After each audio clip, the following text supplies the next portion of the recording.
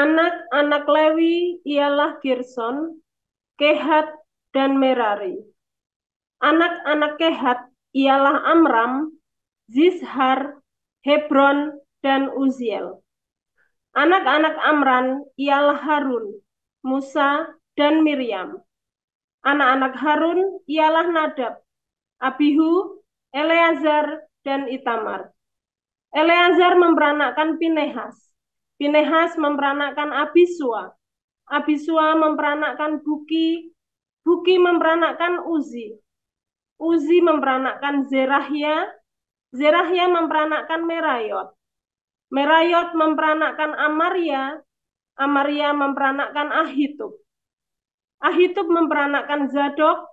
Zadok memperanakkan Ahimaas. Ahimaas memperanakkan Azaria. Azaria memperanakkan Yohanan.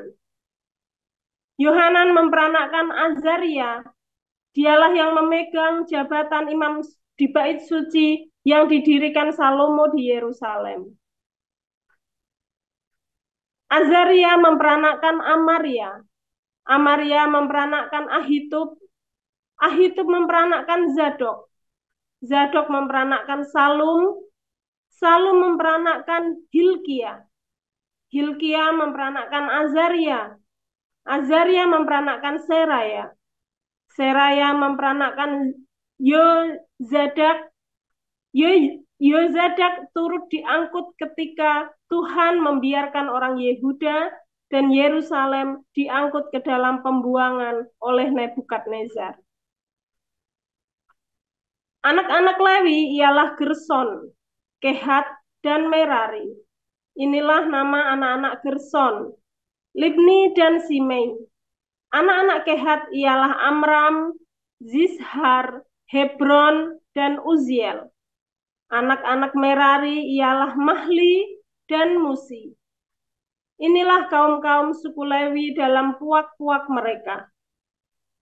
Daripada Gerson ialah Libni, anaknya, dan anak orang ini ialah Yahat, dan anak orang ini ialah Zima, dan anak orang ini ialah Yoah, dan anak orang ini ialah Ido, dan anak orang ini ialah Zerah, dan anak orang ini ialah Yetrai. Keturunan Kehat ialah Aminadab, anaknya, dan anak orang ini ialah Korah, dan anak orang ini ialah Asir, dan anak orang ini ialah Elkana, dan anak orang ini ialah Ebiasaf, dan anak orang ini ialah Asir, dan dan anak orang ini ialah Tahat, dan anak orang ini ialah Uriel, dan anak orang ini ialah Uzia, dan anak orang ini ialah Saul. Anak-anak Elkana ialah Amasai dan Ahimot. Dan anak orang ini ialah Elkana. Dan anak orang ini ialah Zofai. Dan anak orang ini ialah Nahat. Dan anak orang ini ialah Eliab. Dan anak orang ini ialah Yeroham. Dan anak orang ini ialah Elkana. Anak-anak Samuel ialah Yoel, anak sulung, dan anak yang kedua ialah Abia. Keturunan Merari ialah Mahli, dan anak orang ini ialah Libni. Anak orang ini ialah Simei, dan anak orang ini ialah Uza. Dan anak orang ini ialah Simea, dan anak orang ini ialah Hagia, dan anak orang ini ialah Asaya. Inilah orang-orang yang ditugaskan oleh Daud memimpin nyanyian di rumah Tuhan sejak tabut itu menjadi tempat perhentian. Di hadapan kemah suci, yakni kemah pertemuan. Mereka melayani sebagai penyanyi sampai Salomo mendirikan rumah Tuhan di Yerusalem. Mereka melakukan tugas jabatannya sesuai dengan peraturannya. Inilah orang-orang yang memegang tugas itu dengan anak-anak mereka. Dari Bani Kehat ialah Heman, penyanyi itu. Anak Yoel bin Samuel, bin Elkana, bin Yeroham, bin Eliel, bin Toah, bin Zuf, bin Elkana, bin Mahat, bin Amasai, bin Elkana, bin Yoel, bin Azaria, bin Zefanya, bin Tahat, bin Asir, bin Ebiasaf, bin Korah, bin Yishar, bin Kehat, bin Lewi, bin Israel. Kemudian di sebelah kanannya berdiri Asaf, saudara sesukunya, yaitu Asaf bin Berekia bin Simea, bin Mikael, bin Baasea, bin Malkia, bin Etai, bin Zerah, bin Adaya, bin Etan, bin Zima, bin Simei, bin Yahat, bin Gerson, bin Lewi. Di sebelah kiri berdiri dari Bani Merari, saudara-saudara sesuku mereka. Etan bin Kisi, bin Abdi, bin Maluk, bin Hasabia, bin Amazia, bin Hilkia, bin Amzi, bin Bani, bin Semer, bin Mahli, bin Musi, bin Merari, bin Lewi. Silahkan dilanjutkan. Ya, saudara-saudara sesuku mereka, orang-orang Lewi yang lain, diserahkan melakukan segala pekerjaan di kemah suci rumah Allah. Tetapi Harun dan anak-anaknya berkewajiban membakar korban di atas mezbah korban bakaran dan di atas mezbah pembakaran ukupan dan melakukan segala pekerjaan di tempat maha kudus serta mengadakan pendamaian bagi orang Israel, tepat seperti yang diperintahkan Musa, hamba Allah itu. Inilah keturunan Harun, Eliezer anaknya, dan anak orang ini ialah Pinehas, dan anak orang ini ialah Abisua, dan anak orang ini ialah Buki, dan anak orang ini ialah Uzi, dan anak orang ini ialah Zerahya, dan anak orang ini ialah Merayot, dan anak orang ini ialah Amaria, dan anak orang ini ialah Ahitub, dan anak orang ini ialah Zadok, dan anak orang ini ialah Ahimaas. Inilah tempat-tempat kediaman mereka menurut tempat-tempat perkemahan mereka di daerah mereka. Kepada keturunan Harun yang termasuk kaum orang Kehat, karena bagi merekalah undian yang pertama. Kepada mereka diberikan Hebron di tanah Yehuda dengan tanah-tanah penggembalaan di sekelilingnya, tetapi tanah ladang kota tadi dengan desa-desanya telah diberikan kepada Kaleb bin Yefune.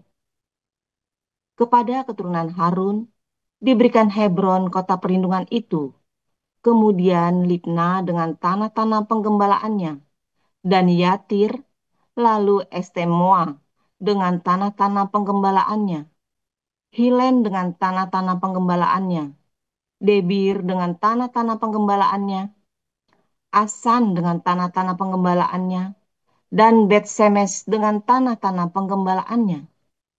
Dan dari suku Benyamin, Geba dengan tanah-tanah penggembalaannya, Alemet dengan tanah-tanah penggembalaannya, dan Anatot dengan tanah-tanah penggembalaannya.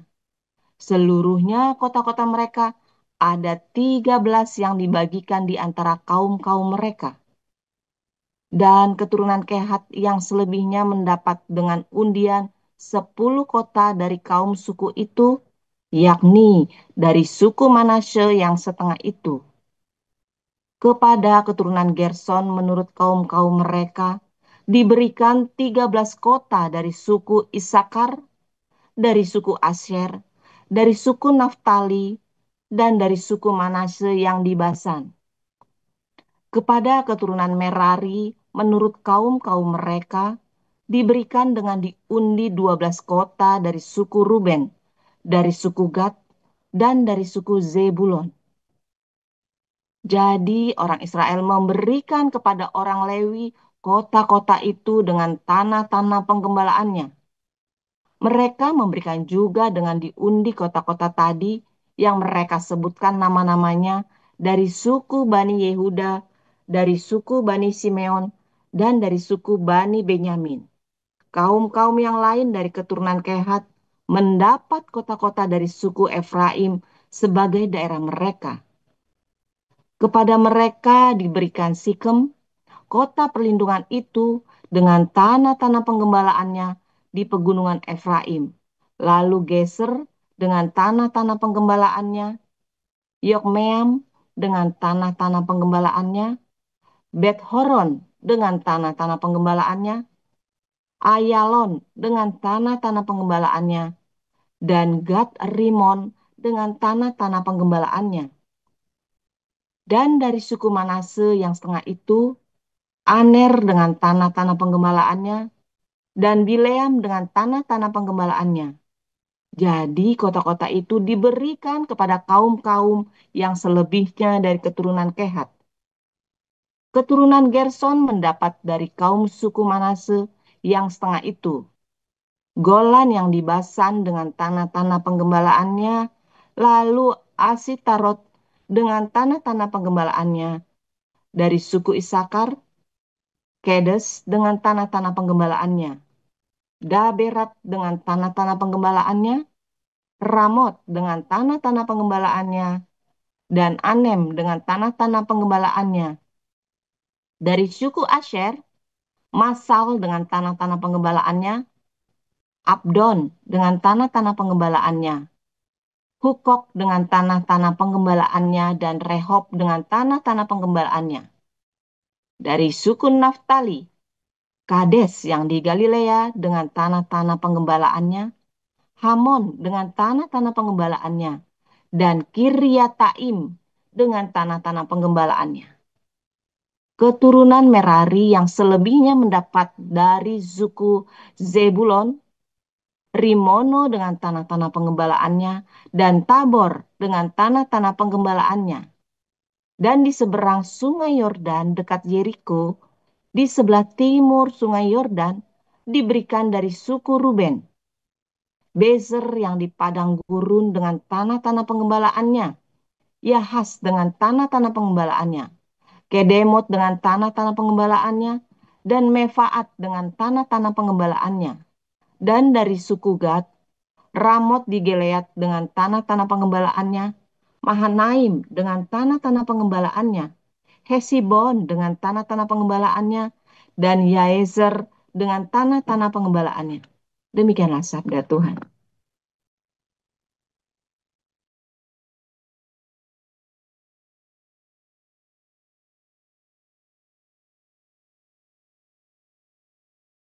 Lukas pasal 2, 1 sampai berapa, Bu?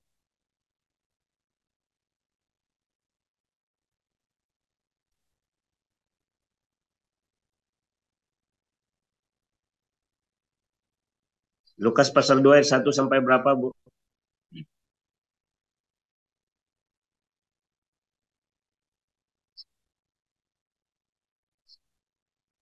Lukas pasal 2 ayat 1. Pada waktu itu Kaisar Agustus mengeluarkan suatu perintah menyuruh mendaftarkan semua orang di seluruh dunia.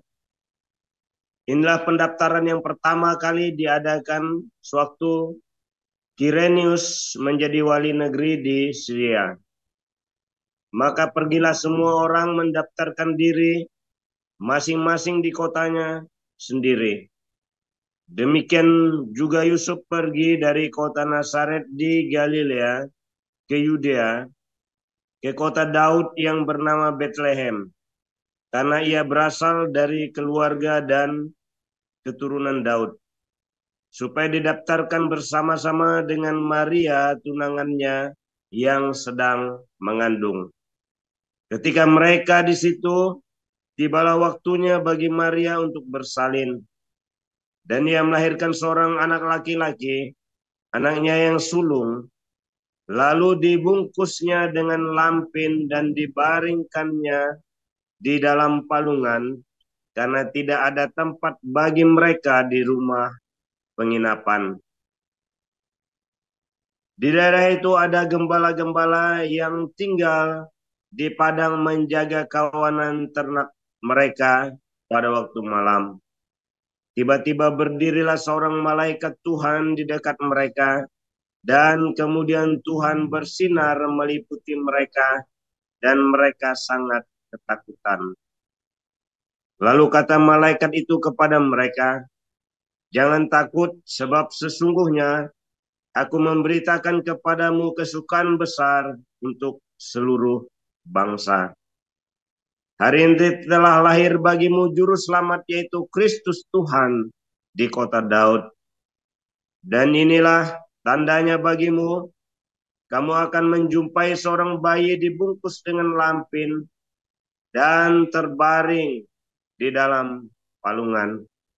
Dan tiba-tiba tampaklah sama dengan malaikat itu sejumlah besar bala tentara sorga yang memuji Allah, katanya, kemuliaan bagi Allah di tempat yang maha tinggi, dan damai sejahtera di bumi di antara manusia yang berkenan kepadanya." Setelah malaikat-malaikat itu meninggalkan mereka dan kembali ke sorga, gembala-gembala itu berkata seorang kepada yang lain, "Marilah kita pergi ke Bethlehem untuk melihat apa yang terjadi di sana, seperti yang diberitahukan Tuhan kepada kita." Lalu mereka cepat-cepat berangkat dan menjumpai Maria dan Yusuf dan bayi itu yang sedang berbaring di dalam palungan. Dan ketika mereka melihatnya, mereka memberitahukan apa yang telah dikatakan kepada mereka tentang anak itu. Dan semua orang yang mendengarnya heran tentang apa yang dikatakan gembala-gembala itu kepada mereka. Tetapi Maria menyimpan segala perkara itu di dalam hatinya dan merenungkannya.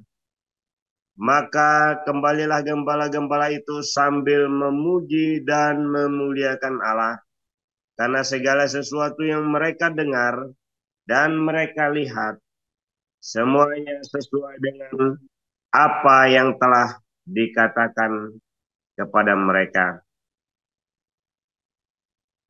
Dan ketika genap 8 hari dan ia harus disunatkan, ia diberi nama Yesus, yaitu nama yang disebut oleh malaikat sebelum ia dikandung ibunya. Dan ketika genap waktu pentahiran menurut hukum Taurat Musa, mereka membawa dia ke Yerusalem untuk menyerahkannya kepada Tuhan, seperti ada tertulis dalam hukum Tuhan. Semua anak laki-laki sulung kuduskan bagi Allah, dan untuk mempersembahkan korban menurut apa yang difirman, burung tekukur dan 2 ekor anak burung merpati. Adalah di Yerusalem seorang bernama Simeon. Dia seorang yang benar dan saleh, yang menantikan penghiburan bagi Israel. Roh Kudus ada di atasnya, dan kepadanya telah dinyatakan oleh Roh Kudus bahwa ia tidak akan mati sebelum dia melihat Mesias, yaitu dia yang diurapi Tuhan. Ia datang ke bait Allah oleh Roh Kudus ketika Yesus anak itu dibawa masuk oleh orang tuanya untuk melakukan kepadanya apa yang ditentukan hukum Taurat.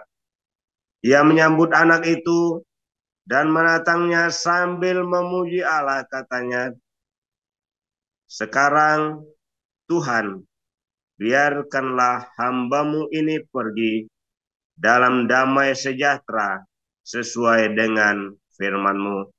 Sebab mataku telah melihat keselamatan yang daripada-Mu, yang telah Engkau sediakan di hadapan segala bangsa, yaitu terang yang menjadi penyataan bagi bangsa-bangsa lain dan menjadi kemuliaan bagi umatmu Israel.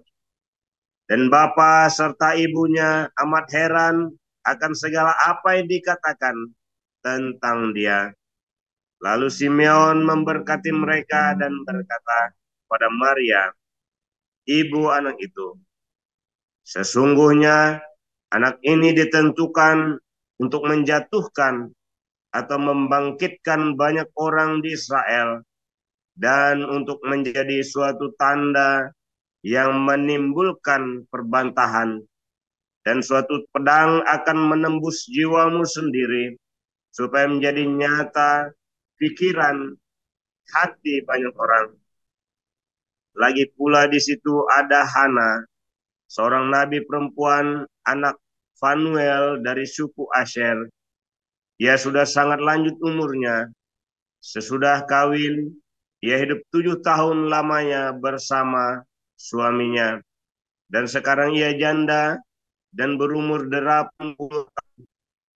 Ia tidak pernah meninggalkan bait Allah dan siang malam beribadah dengan berpuasa dan berdoa. Dan pada ketika itu juga datanglah ia ke situ dan mengucap syukur kepada Allah dan berbicara tentang anak itu kepada semua orang yang menantikan kelepasan Yerusalem. Dan setelah selesai semua yang harus dilakukan menurut hukum Tuhan, kembalilah mereka ke kota kediamannya, yaitu kota Nazaret di Galilea. Anak itu bertambah besar dan menjadi kuat, penuh hikmat, dan kasih karunia Allah ada padanya. Tiap-tiap tahun orang tua Yesus pergi ke Yerusalem pada hari raya Paskah. Ketika Yesus telah berumur 12 tahun, pergilah mereka ke Yerusalem seperti yang lazim pada hari raya itu. Sehabis hari-hari perayaan itu, ketika mereka berjalan pulang, tinggallah Yesus di Yerusalem tanpa diketahui orang tuanya. Karena mereka menyangka bahwa ia ada di antara orang-orang seperjalanan mereka. Berjalanlah mereka sehari perjalanan jauhnya, lalu mencari dia di antara kaum keluarga dan mereka. Karena mereka tidak menemukan dia, kembalilah mereka ke Yerusalem sambil terus mencari dia. Sesudah 3 hari mereka menemukan dia dalam bait Allah. Ia sedang duduk di tengah-tengah alim ulama sambil mendengarkan mereka dan mengajukan pertanyaan-pertanyaan kepada mereka. Dan semua orang dengar dia sangat heran akan kecerdasannya dan segala jawab yang diberikannya. Dan ketika orang tuanya melihat dia, tercenganglah mereka. Lalu kata ibunya kepadanya, "Nak, mengapakah engkau berbuat demikian terhadap kami? Bapamu dan aku dengan cemas mencari engkau." Jawabnya kepada mereka, "Mengapa kamu mencari aku? Tidakkah kamu tahu bahwa aku harus berada di dalam rumah Bapakku?" Tetapi mereka tidak mengerti apa yang dikatakannya kepada mereka. Lalu ia pulang bersama-sama mereka ke Nazaret, dan ia tetap hidup dalam asuhan mereka. Dan ibunya menyimpan semua perkara itu di dalam hatinya. Dan Yesus makin bertambah besar dan bertambah hikmatnya dan besarnya, dan makin dikasihi oleh Allah dan manusia. Sekian firman Tuhan.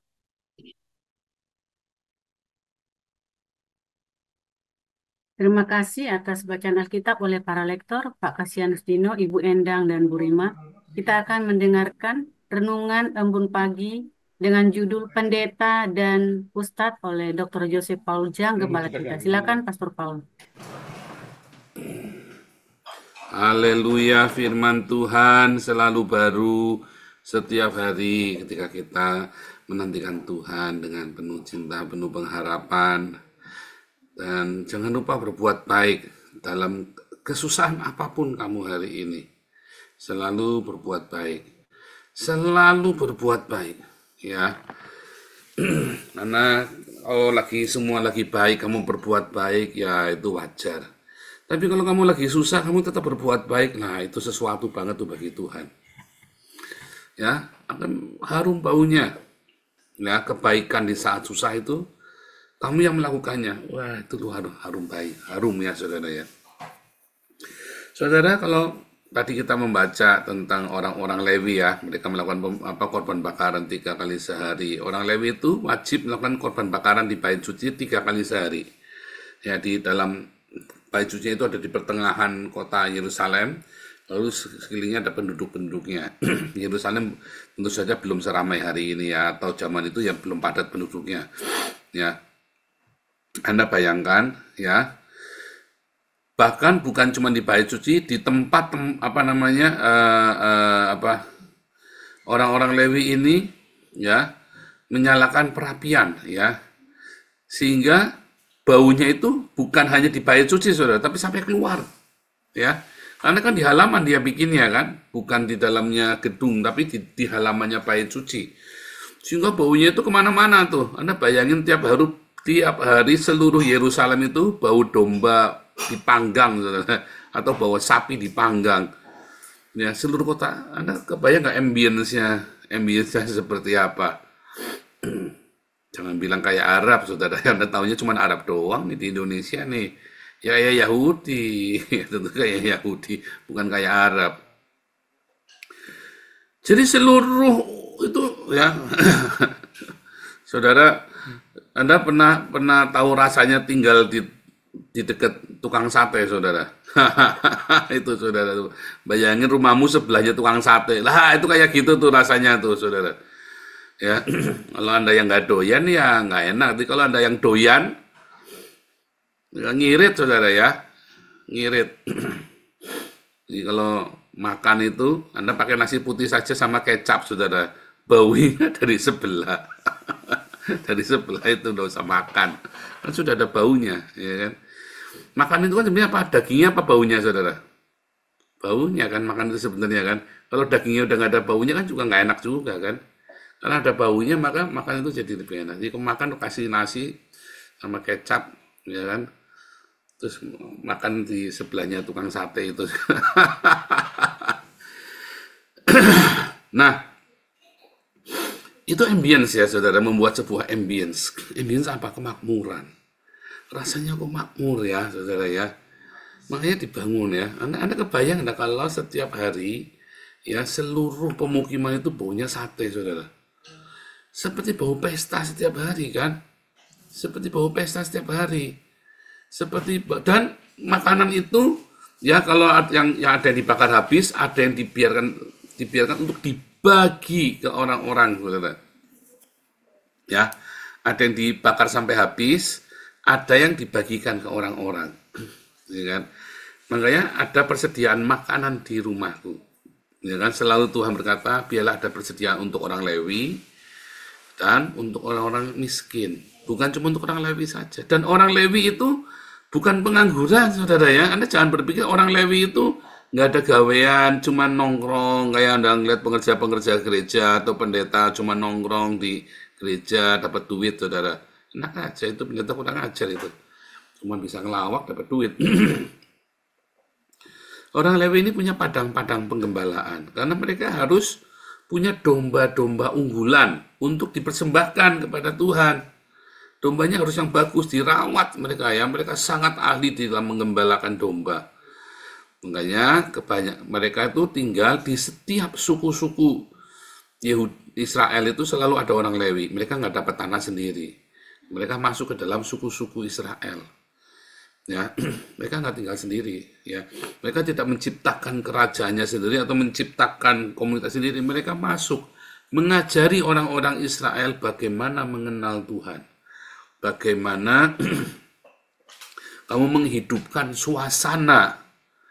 Ya, orang Lewi kan menghidupkan suasana, budaya, ritual. Ia mengajarkan budaya supaya budaya Israel itu tetap ada. Ya, kalau nggak punah, saudara. Makanya orang Lewi itu dengan cara yang ajaib, oh ya Tuhan ciptakan, Tuhan membuat sebuah manajemen dari 3.000 tahun yang lalu. Kalau nggak orang Yahudi hari ini udah punah. Tapi karena orang-orang Lewi ini ya, para Kohen, Anda kalau lihat ada namanya Kohen, ya itu orang Lewi, ada Kohen ya. Nama-nama Kohen itu nama-nama orang Lewi. Kohen itu artinya yang dikhususkan, imam. Nah, saudara, maka para Kohen ini ya, mereka dari turun temurun. Anda kebayang enggak, saudara? Siapa yang akan menceritakan kisah tentang Majapahit, saudara? Siapa? Hampir punah loh, saudara. Sekarang kamu dengarnya malah Borobudur yang bikin Nabi Sulaiman. Iya kan? Siapa yang menceritakan tradisi nenek moyang orang Batak, saudara? Bahkan Danau Toba aja katanya punya Ahmad Toba lagi. Ahmad Toha. Mampus dah kau nih. Danau Ahmad Toha, bayangin. Nggak asik banget ya. Arab banget itu danaunya ya. Danau Ahmad Toha. Danau Ahmad Toha, jelek banget namanya ya. Danau Ahmad Toha. Nah itu ya. Siapa yang akan menceritakan? Harus ada orang. Nah, makanya budaya itu bisa diselewengkan, ya. Budaya Nusantara itu mudah sekali diselewengkan. Karena apa? Karena tidak ada orang yang khusus kerjanya adalah budaya. Pegiat, yang memang pegiat budaya yang memang dikhususkan hidupnya hanya untuk itu. Nah, orang Lewi itu bukan orang nganggur. Dia adalah orang-orang pegiat budaya. Zaman sekarang itu namanya pegiat budaya. Kalau zaman itu ya seorang ahli agama ya, yang memberesin semua simbol budayanya, yaitu bait suci. Anda bayangin ya, di bait suci terus ada Bani Heman, Bani Sa'asaf ya. Ya kan nanti ada lagi ya Tutun, ada siapa lagi tuh ya. Ada para penyanyi-penyanyi itu ya. Itu Anda bayangin rumahnya di dekat orang paduan suara dan selalu bau daging. Itu kan orang pesta, saudara. Ya. Suasana yang positif sekali dibangun bagi orang-orang Yahudi saat itu. Sehingga mereka bekerja dengan semangat, mereka punya pengharapan, mereka selalu ada pesta di Yerusalem. Ya, pesta bukan pesta pora, tapi berarti ada kehidupan, ada optimisme, ada kemakmuran, ada kejayaan. Sehari selalu motong domba 3 kali sehari, coba bayangin. Nanti kan judulnya pendeta dengan ustadz, saudara ya. Kalau pendeta-pendeta, pestanya pesta pora, saudara ya. Selalu ada persediaan di rumahku tuh, maksudnya persediaan makanan buat Pak Pendeta, sampai gendutnya minta ampun. Selalu ada persediaan makanan buat Pak Pendeta dan pengerja gereja. Tapi kalau jemaat datang, waduh sudah habis makanannya. Ya saudara ya. Sudah aja nih pendetanya sudah. Padahal Malikiat 3:10 adalah supaya selalu ada persediaan makan. Siapa saja yang mau makan bisa. Ya, nah di Surabaya kita sudah bikin ya. Selalu ada persediaan makanan di rumahku. Kita di Den Haag sudah bikin ya. Selalu ada makanan. Jadi, orang datang kapan, ya siapa saja orang datang bisa makan di situ. Ya, selalu ada persediaan makanan di rumahku. Ya mudah-mudahan kalau Pak Edi ke Belanda sama Bu Ambar ya ada makanan juga di situ ya.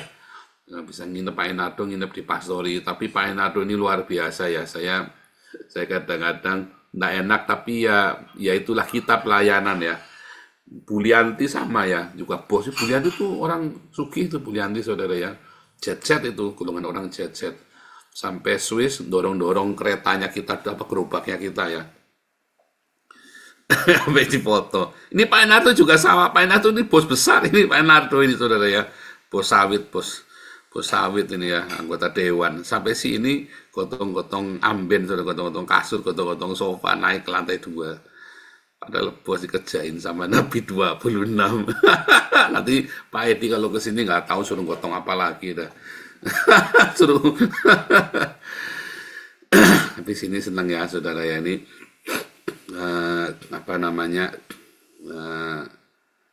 melihat ya bagaimana kita pelayanan, kegiatan kita, kehidupan kita sehari-hari ya. Karena saya juga tinggal di Pastori ya biasanya ya. Nah, besok kita berangkat ke Pastori ya. Besok kami berangkat ke Pastori. Biasanya kita nginep semalam ya, nginep semalam terus kita pulang paginya supaya nggak kecapean. Nah, saudara, sebetulnya memang persembahan yang diberikan jemaat itu supaya memang ada persembahan, ada makanan di rumah Tuhan, sehingga setiap kali ada musafir, ada orang miskin datang ke situ selalu ada makanan, ada beras, ya ada roti, mereka bisa makan, ya. Jadi kalau ada orang kekurangan, mereka nggak datang ke jemaat, nggak datang Pak Edi utang dong, nggak ada saudara. Ya datangnya ke gereja, Pak kami nggak punya beras di rumah, boleh nggak kita minta beras buat seminggu. Harusnya yang benar tuh jemaat tuh begitu tuh saudara. Ya Pak boleh nggak minta beras untuk hari ini, Pak kita nggak ada lauk di rumah. Anaknya jemaat itu Pak pendeta papaku sakit, kita di rumah nggak ada makanan. Maka sama pendeta kirim ayam goreng tuh. Yang benar tuh begitu saudara. Itu gereja yang benar. Ya, kalau gereja muda gitu tinggal saudara. Gereja apaan itu? Kamu dibohongin tuh kamu tuh. Serius saudara ya. Serius ya saudara ya. Kita ini ada jemaat yang sakit namanya Leo, udah tua. Saya selalu bilang sama Peter bawain makanan buat Leo. Ya, makanan kita kan bisa dipanasin itu ya. Makanannya kan memang manis bisa dipanasin. Dibawain 2 box, 3 box. Jadi masuk lemari es, dipanasin di microwave-nya dia. Bawain tiap hari saudara. Ada nggak gerejamu begitu? Kalau nggak begitu tinggalin, itu bukan gereja. Itu kamu nggak beda sama diskotik saudara ya. Nah, saudara, ketika suasana itu kan harus dibangun. Suasana yang positif, ya. Ini siapa di sini yang kurangan makan? Harusnya kamu telepon ke yayasan, ya kan? Kalau perlu telepon ke Damaris kan selalu ready. Kalau kamu udah bisa, kadang-kadang kalau kita kasih beras, terus orangnya sakit, ya kita makanya gunanya Anda punya hagios.id itu, ya. Kalau bagi yang lagi kesulitan keuangan, Anda jangan berpikir Anda lagi punya uang terus, sudah ada masa-masanya kita butuh bantuan. Anda cuma tinggal nelpon ke hotline. Kita kirim makanan kan Damaris setiap hari masak. Kalau sampai kayak COVID kayak kemarin tuh, ya kan kita kirim makanan, ya kan. Kalau perlu kita kirim makanan kan ada yang kita kirim makanan kan, ada yang kita kirim makanan taruh digantungin di plastik di depan itu kan. Teman-teman yang nggak bisa masak, yang sedang kena COVID semua satu rumah, telepon ke Damaris. Nah, sempat kita begitu ya, zamannya COVID itu ya hebat kita tuh ya. Terus kita taruh plastik di depannya. Demikian juga ketika kalau ada jemaat kekurangan. Sehingga selalu ada selalu ada optimisme, hari ini aku makan. Karena Tuhan sediakan.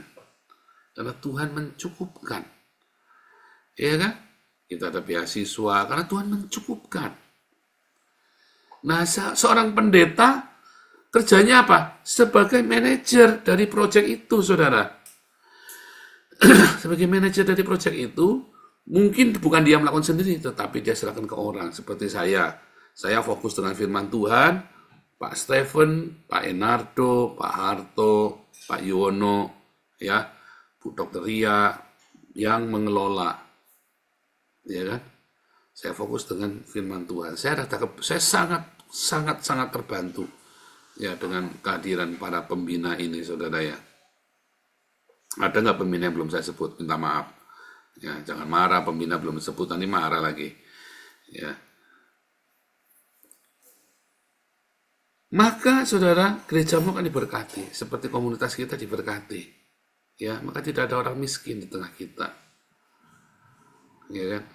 Nah, bagaimana dengan ustadz, saudara? Nah, ini kita juga ngeritik. Sama. Karena sistem keustadzan itu kan berasal dari gereja. Sistem ustadz itu kan ngambil dari kehidupannya orang-orang Yahudi. Cuman mereka lupa.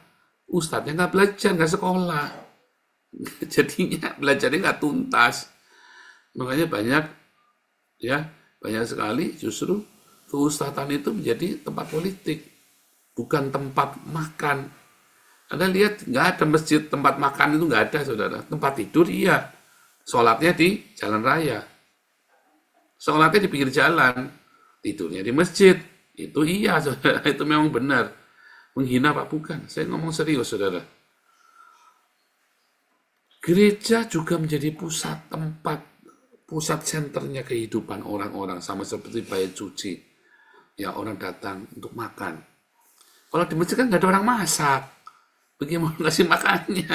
Kalau di gereja selalu ada dapur. Gereja mau ada dapurnya nggak? Harusnya gereja mau ada dapurnya.